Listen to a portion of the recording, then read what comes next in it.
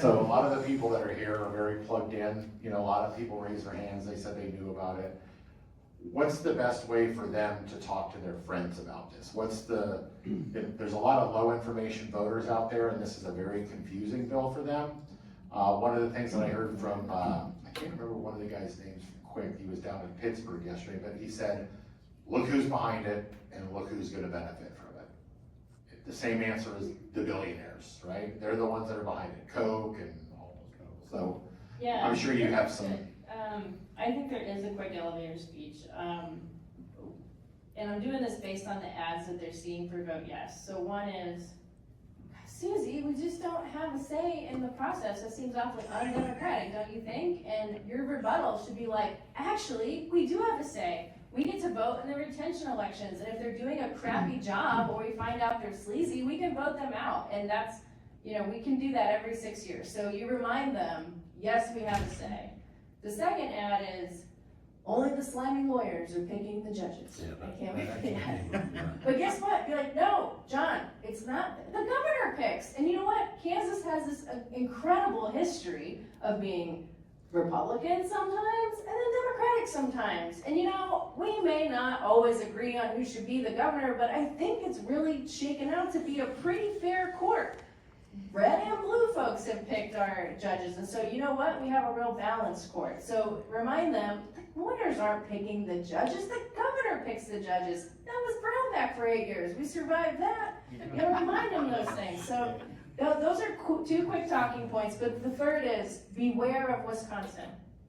It's an easy thing to Google and stuff comes right up, right? Be like, look, I know this sounds like a good idea, but they've got that in Wisconsin. Dude, they spent $100 million on one justice seat. That's crazy money. That's billionaire money. That's not Kansas folks having a say. What kind of say is that? Like, maybe I get a vote, but these candidates are gonna be like getting money from super PACs. We don't want that crap in Kansas. And like, those are your 3 talking points.